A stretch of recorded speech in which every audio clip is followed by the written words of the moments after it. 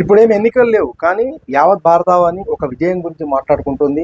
అది ఢిల్లీ జంతర్ మంతర్ వేదికగా cockroach Janata party చేపట్టిన ఉద్యమము, సాధించిన విజయము, తమ డిమాండ్లకు అనుగుణంగా కేంద్ర విద్యాశాఖ మంత్రి ధర్మేంద్ర ప్రధాన్ రాజీనామా.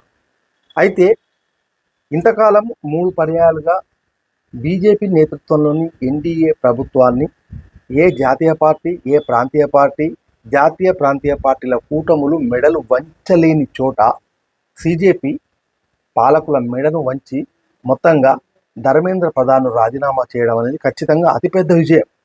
అయితే తమ ప్రశ్నలకు సమాధానాలు కనుక్కోవడం, తమ డిమాండ్లను నెరవేర్చుకునే క్రమంలో సీజేపీ చూపిన ఈ చొరవ అనేది రాబోయే రోజుల్లో ఏ విధంగా ఉండబోతుంది, ముఖ్యంగా సీజేపీ అడుగులు ఎలా ఉంటాయి, సీజేపీ ఒక పార్టీగా అవతరించబోతుందా, అవతరిస్తే ఇవాళ ఉద్యమంలో వారికి వచ్చిన మద్దతు అనేది ఓట్ల రూపంలో దక్కుతాయా, ఇలాంటి ఎన్నో సందేహాలు కూడా ఇప్పుడు చర్చనీయాంశంగా మారాయి.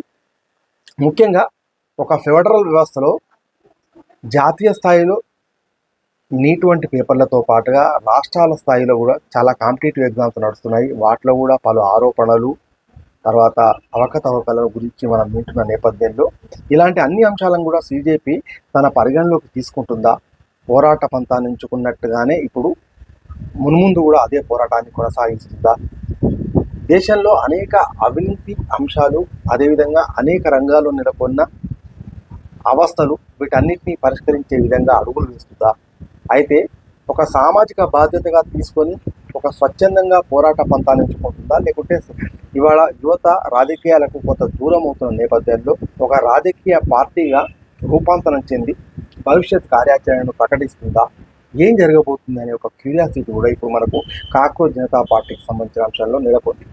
మొత్తంగా భారతదేశ చరిత్రలో ఎన్నికలు లేకుండానే ఒక పెద్ద విజయం గురించి మాట్లాడుకునేలా మాత్రం సీజేపీ తన ఉద్యమంతో చేసిందనడంలో మాత్రం ఎలాంటి సందేహం లేదు.